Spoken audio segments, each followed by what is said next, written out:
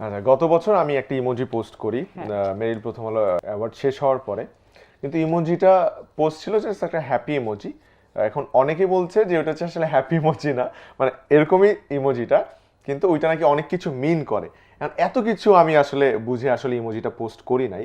আমি normally post করেছিলাম যে হচ্ছে কোনো একটা কারণে আমি আসলে পোস্ট করেছিলাম, কোনো একটা সুখের কোনো কারণে অথবা দুঃখের কোনো একটা কারণে অথবা কনফিউজ কোনো একটা কারণে আমি ইমোজিটা পোস্ট করেছি, আমি অস্বীকার করছি না। কিন্তু এটা তো আমি কাউকে ডেডিকেট করে পোস্ট করি নাই। কিন্তু অনেকেই ধরে নিচ্ছে যে এটা আমি হয়তো বা কাউকে ডেডিকেট করে পোস্ট করেছি আমার কোনো কম্পিটিটর বা কোনো কলিগের কারণে। আচ্ছা। সো এই কারণে আসলে সোশ্যাল মিডিয়াতে অনেক লেখালেখি হচ্ছে, বাট সবাইকে আমি এই জিনিসটা বলতে চাই, সেটা হচ্ছে আমাদের দুজনের মধ্যে এই ধরনের দ্বন্দ্ব বা সংঘাত মানে সংঘর্ষ বা এরকম কিচ্ছুই নাই আসলে। হ্যাঁ, বিকজ আমরা we are very good friends. এবং আমি গতবারও বলেছি এবং এবারও বলেছি, যখনই ওর সাথে আমার দেখা হয়েছে, আমি তসিফের কথাই বলছি, ডিরেক্টলি বললাম, যতবারই ওর সাথে আমার দেখা হয়েছে আমি এটাই ওকে বলেছি, may the best man win. So এবারও দেখলাম যে ও শোতে গিয়ে ও এই কথা বলেছে। সো আমার আমার আসলে আপনি বলেছেন পুরস্কারটা শুধু আপনার না, মানে আমাদের, এক্স্যাক্টলি। এভাবে এবং বলেছেন। যখন এই ইমোজি নিয়ে কথাবার্তা শুরু হয়েছে, তার আগেই কিন্তু আমি ওকে নিয়ে পোস্ট করেছি এবং এত সুন্দর করে লিখেছি যে আই লাভ ইউ, এবং ওকে ডেডিকেট করে, ওকে ট্যাগ করে ও ওখানে কমেন্ট করেছে।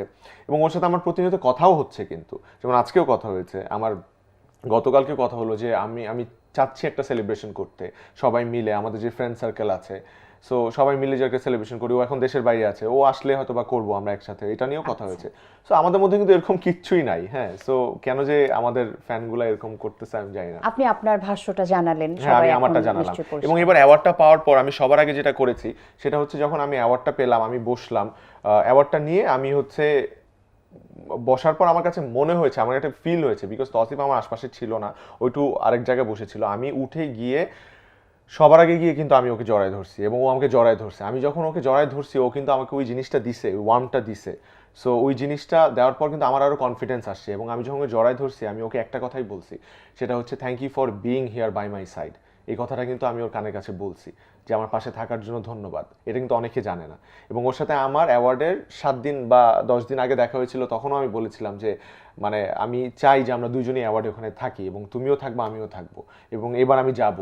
তখন ও বলতেছিল, ও আমাকে অনেক ইন্সপায়ার করছে, আমাকে বলছে যে ইউ শুড বি দেয়ার এইবার অ্যাওয়ার্ডে।